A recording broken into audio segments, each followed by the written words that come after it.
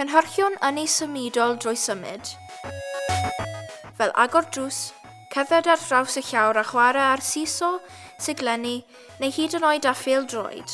Gall generaduron droi ynni symudol yn drydan. Mae 5 math, oes. 5 math o ynni symudol. Mecanyddol, trydanol, goleuau, gres a sain. Mae'n haws ei chofio fel metagogs. Me-ta-go-gs. Defnyddio'r generaduron symudiad mecanyddol i droi generadur electromagnetic. Mae magnetau troelli mewn coil copr, neu goel copr mewn magnetau. Mae'r symudiad yn creu ynni trydanol.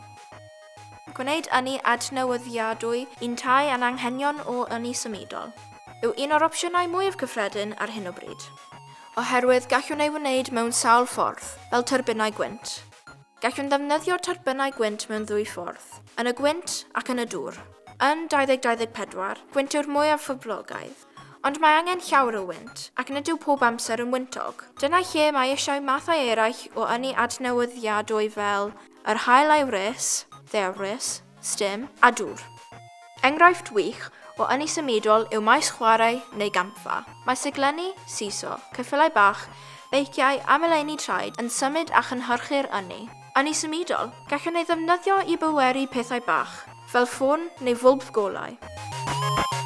Mae turbinau yn yr haul a ddewrys eisoes yn creu llawer o ynni, a gallwn ychwanegu atynt a mathau newydd o generaduron ynni symudol.